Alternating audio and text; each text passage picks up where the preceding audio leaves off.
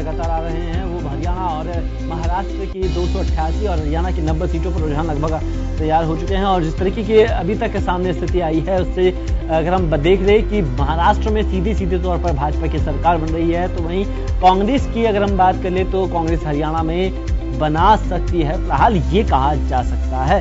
लेकिन ये भी है कि महाराष्ट्र में जैसे भाजपा सरकार बनाएगी तो कहीं ना कहीं समर्थन उनको हरियाणा में मिलेगा, और हरियाणा में जो सीधे तौर पर सरकार बनाने की बात है तो सीधे तौर पर भाजपा सरकार बना सकती है। लेकिन फिलहाल परिणाम आने के बाद ही यह तय हो जाएगा।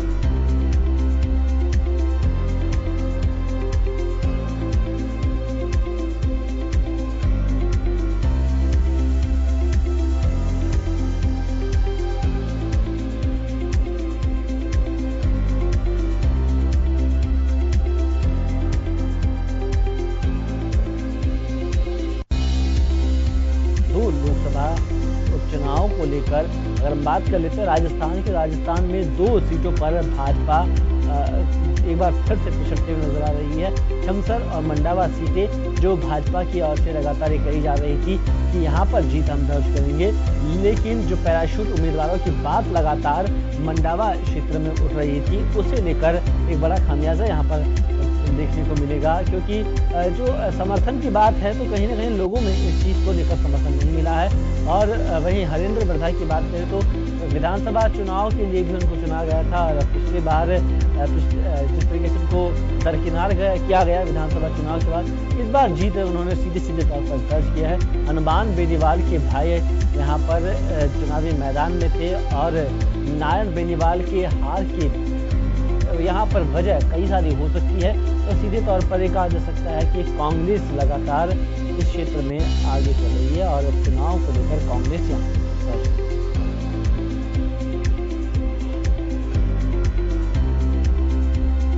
रीटा चौधरी भी लगातार मंडावा से लगातार आगे चल रही है। तो वहीं बात करें राजस्थान के तो हरेंद्र बरधाई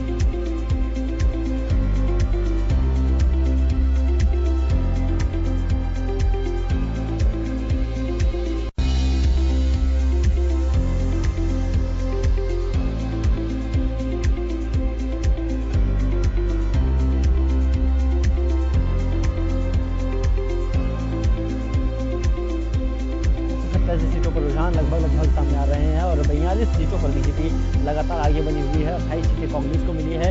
और वहीं बात कर ले 281 सीटें महाराष्ट्र में, लगभग इस पर 282 सीटों का रुझान अब तक सामने आ चुका है। 176 और कांग्रेस 79 सीटें। कांग्रेस को ये बड़ी बढ़त यहाँ पर मिल रही है, जिसके वजह से लगातार ये कहा जा रहा था कि कांग्रेस यहाँ पर जीत दर्ज कर लेगी, लेकिन बीजेपी का गढ़ है और 7 दाव पर यहाँ पर भाजपा की लगी हुई है। तो दोनों ही सीटों पर, यानी कि दोनों ही राज्यों पर जीत दर्ज करना एक तरह से भाजपा के लिए बहुत जरूरी हो चुका है।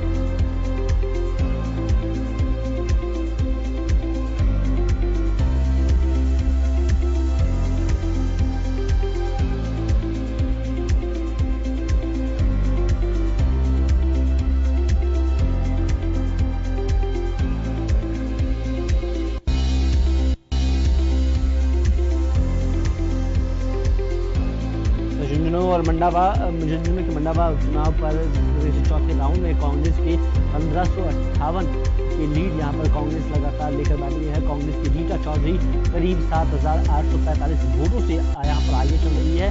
तो वहीं झुंझुनू के मंडावा चुनाव पर चौथा ये राउंड बताया जा रहा है।